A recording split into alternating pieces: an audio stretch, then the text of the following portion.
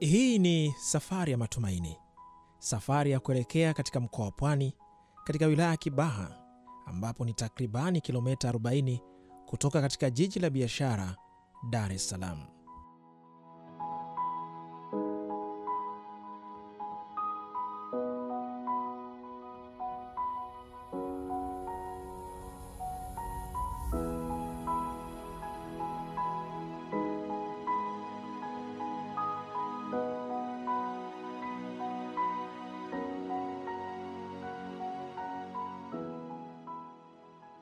Wilaya ya Kibaha kwa mujibu wa sensa ya mwaka 2012 ina takribani ya watu wapatao 70,209 na moja ya watu hao ni dada mwenye matumaini makubwa juu ya ukuu wa Mwenyezi Mungu.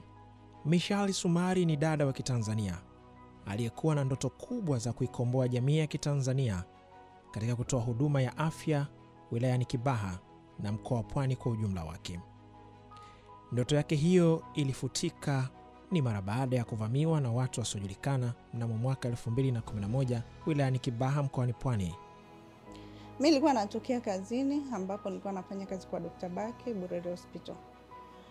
Wakati nikiwa njiani barabara ya zamani nilivamiwa na wanaume wanne. Sikuwa nawafahamu na hata sasa siwafahamu. Lakini walinivamia na mmoja alinishika nyuma huku na wengine wakanibeba miguuni. Mwanzo nilikuwa na hisi wanataka kunifanyia tendo la kikatili la aibu. Lakini haikuwa hivyo kwa sababu inapoonekana labda ni watu ambao huenda target haikuwa ni kwangu kwa sababu sikuwa na uadui na mtu. Lakini waliniambia sali dua yako ya mwisho. Baada ya kipigo kikali waliniambia ni sali dua yangu ya mwisho, ni mwisho wa maisha yangu. Na nikiangalia sina mtu ambaye nilikuwa mgeni kwenye mkoa wa Pwani, sina mtu ambaye nilikuwa nimegombana naye, hata nyumbani wa huku. Kwa hiyo inapoonekana labda walikosea target. Walichukua nilivyokuwa navyo. Lakini pia upelelezi ulifanyika na kulingana na afya yangu niliamua kusamehe ili nipate amani ya moyo. Ndiyo, kwa hiyo sihitaji kuwajua. Lakini wajifunze tu kupitia pia maisha yangu mimi ambayo ninayoyapitia kwamba sio jambo zuri walilolifanya. Hata kama target haikuwa ni kwangu, ni kwa huyo labda ambao waliko target kufanya. Hakuna kitu kinaweza kugharimu maisha ya mtu.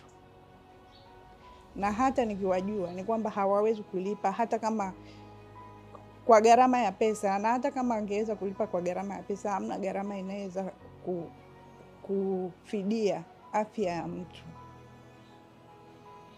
Wajifunze kuwa watu wema, wajifunze kuwa na upendo. Kwa sababu kwa kuishi kwao ni kwa sababu Mungu ana upendo. Kama ambavyo Sumari anaendelea kueleza, watu hao wasiojulikana walimvunja uti wa mgongo, shingo, nyonga pamoja na taya. Lakini pia waliweza kuharibu maeneo ya mbele ya meno yake na walimchana mdomo, hali iliyomfanya alale kitandani kwa miaka 14 sasa. Nilihangaika sana kutafuta matibabu. Niliwahi kumwandikia rais sio mara moja, Wizara ya Afya na sehemu mbalimbali za sekta binafsi. Lakini haikuzaa matunda. Naamini ninachokiamini tu Mungu huwa hana njia zake za tofauti. Kwa nini niseme hivyo? Nimehangaika sana kwenye makampuni, Wizara ya Afya, kwa mawaziri ambao wenye dhamana ya afya, na haikuleta mafanikio. Vyombo vya habari vimetangaza vikubwa lakini haikufanikiwa. Lakini kwa namna ya ajabu Mungu aliamua kutumia watu kwa pesa yao ndogo ndogo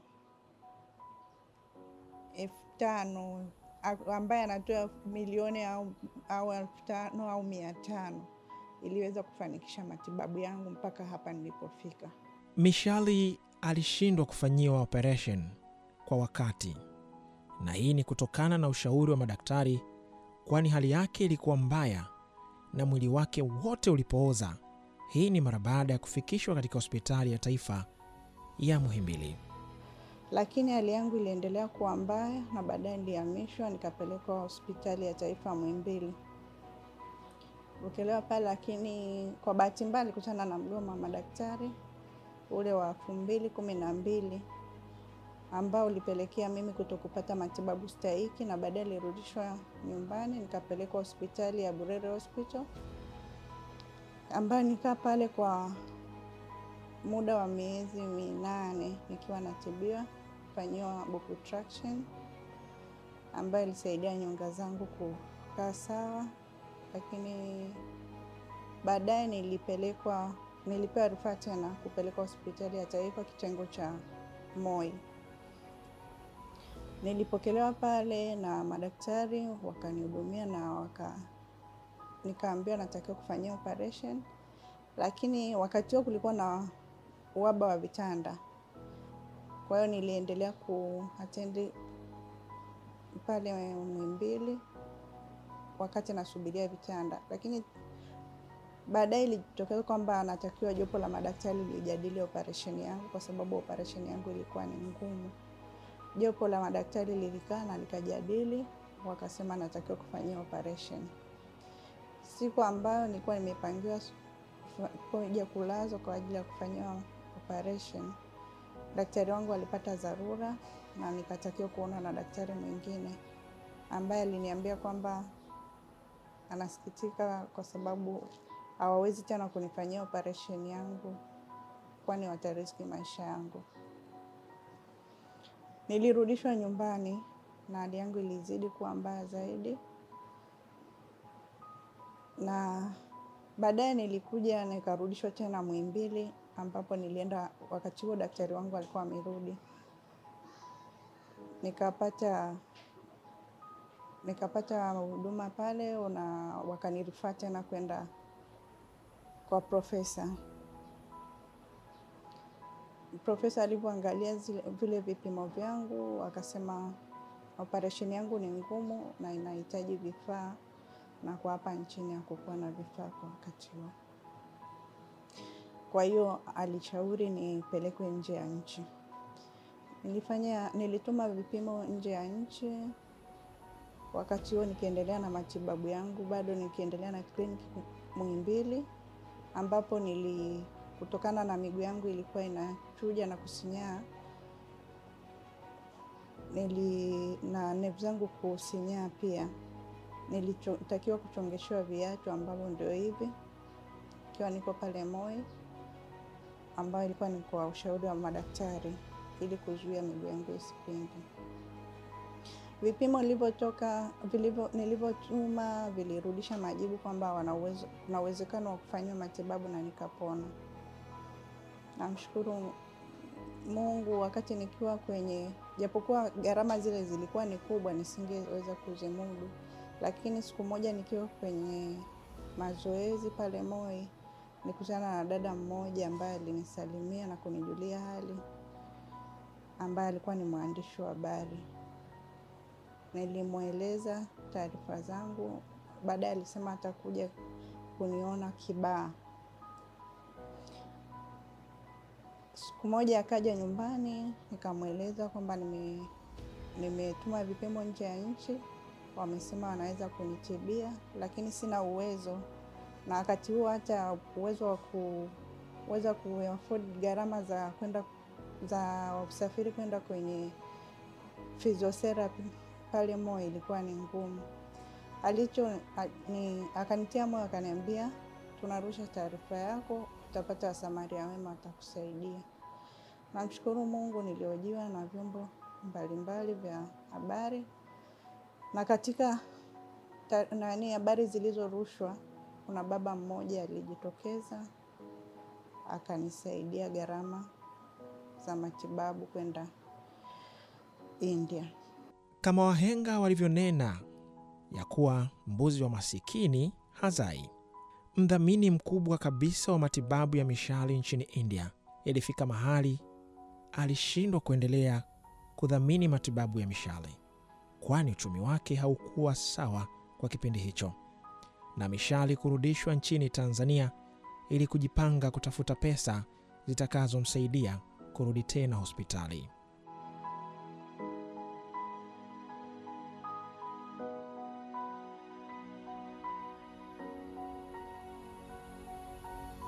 Elfu mbili kumi na nne nilifanikiwa kwenda kwa mara ya kwanza, nilifanikiwa kwenda India, na baada ya kufika kule walifanya vipimo, na vipimo vikapishana na vipimo ambavyo nilivyotuma awali. Tatizo likaonekana kwamba limekuwa kubwa. Wakaniuliza kwa nini nimechelewa kwenye matibabu.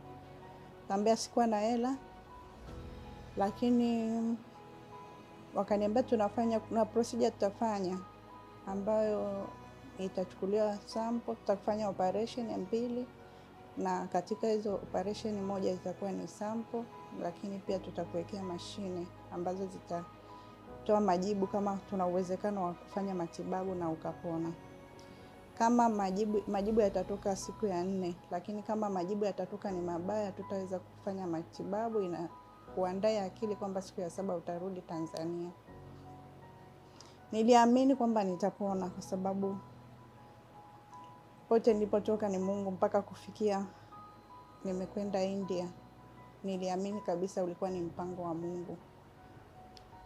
Namshukuru Mungu, niliingia theater na nikatoka salama, na siku ya 4 majibu yakatoka majibu ni mazuri kwamba naweza kuendelea na matibabu. Baada ya majibu kutoka, waliniambia kwamba utakaa chini ya uangalizi kwa miezi 6, sio siku 18 kama ilivyokuwa awali. Tutaanza kwa kuboost nevu, na baada ya kuboost nevu, baada ya miezi 6 tutafanya operation. Kwa sababu nevu zangu nyingi zilikuwa zimesinyaa, nilikuwa ni zero sensation. Basi nilianza matibabu, na mshukuru Mungu kila siku nilikuwa naona mabadiliko.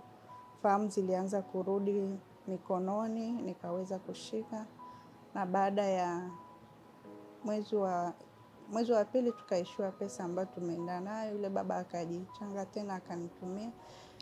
Ilipofika mwezi wa 3 nikiwa kule, akaishiwa pesa kabisa, ikabidi turudi Tanzania tujipange upya. Pamoja na changamoto zote hizo alizopitia Mishale, lakini bado hakukata tamaa, na mwaka 2021 alifanya tena changizo kwenye mitandao ya kijamii na kuwashirikisha baadhi ya marafiki mbalimbali, na alifanikiwa kukusanya kiasi kidogo cha pesa. Nilirudi Tanzania, nikaanza mchakato wa kupata fedha. Zilikuwa zinahitajika $20, lakini sikufanikiwa. Mpaka ilipofika 2021 tukafanya tena challenge ambayo ilihusisha mitandao ya kijamii, na mitandao ya kijamii ikafanikisha mimi kurudi tena kwenye matibabu kupitia Gifted Heart. Nilirudi India kwa bahati mbaya. Ile mwezi wa 12 sikuweza kurudi, maana challenge ilianza mwezi wa 8. Sikuweza kwenda nje ya nchi kwa sababu ya COVID. Kwa hiyo nikaenda Januari. Nilifika Januari India Januari 14, na nikafanyia operation, ambayo operation ilichukua saa 11 nikiwa niko theater na siku 4 ICU. Namshukuru Mungu, kulikuwa na mafanikio makubwa. Japokuwa nimefika kule, hali ya tatizo lilikuwa limeongezeka kwa sababu nilipopata injury kwenye spinal cord kulitengeneza uvimbe. Kwa hiyo zikawa ni operation 3 kwa moja. Basi namshukuru Mungu, niliendelea vizuri, na kadri siku zilivyokwenda, mashine zile nikiwa niwekea mashine za kuboost nerve, fahamu zilirejea, na nilikaa kule kwa miezi 8, Nilitakiwa kurudi mwezi wa 7 lakini nilipata changamoto airport, ikabidi nirudishwe hospitalini. Kwa hiyo nilirudi nchini mwezi wa 8 na nilitakiwa kurudi Februari 2023, lakini mpaka sasa sijaweza kurudi. Nahitajika kurudi kwa ajili ya hatua za mwisho ambazo ni mashine robot, ili kuweza kukumbusha nerve na ubongo kufanya kazi yake. Mpaka sasa sijaweza kurudi kwa sababu ya pesa. Zinahitajika $40,000 ili niweze kumalizia matibabu yangu nje ya nchi. Ninawaomba wote, viongozi wa kiserikali, viongozi wa dini, wasamaria wema, wote kwenye idara ya michezo, ninaombeni mnisaidie niweze kufanikisha matibabu yangu nje ya nchi, nimalizie. Watu wengi wamejitoa kwa ajili yangu wakiwa na shauku ya mimi nitembee, na mimi nina imani kwa sababu sehemu nilipotoka na sasa nilipo, maisha yangu yenyewe ni muujiza. Kupata pampers, maisha yangu yamekuwa ni gharama kwa sababu ukiwa mtu mzima hutumii pampers. Ukiwa mtu mzima unaweza ukapanda bodaboda, ukapanda bajaji au ukatembea kwa mguu, lakini kwa sasa lazima nipate usafiri, ni popote ninapokwenda, iwe ni karibu au ninapokwenda kwenye matibabu au kufuatilia nani zangu za kimatibabu, lazima nitumie usafiri, na ule usafiri inabidi ukae na mimi full time kwa sababu siwezi kukaa muda mrefu kwa sababu ya shida ya spinal cord, na nina vyuma pia na shida nyingine za kiafya. Natamani kutimiza ndoto zangu, angalau hata hizo zilizobakia niweze kutimiza, nisimame niweze kutimiza.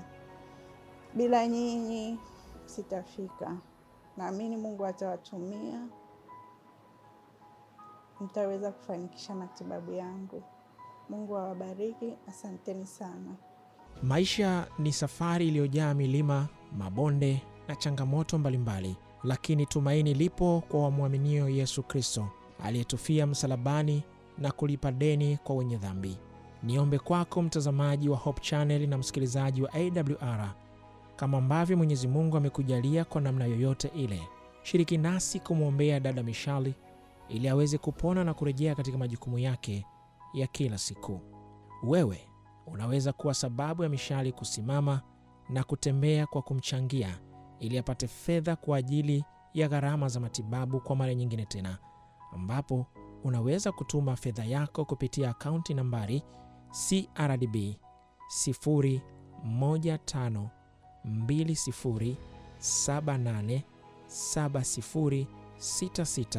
0152078706601, au unaweza kutumia nambari ya simu M-Pesa 0766180656, ama Mix by Yas zamani Tigo Pesa ambayo ni 0718626642.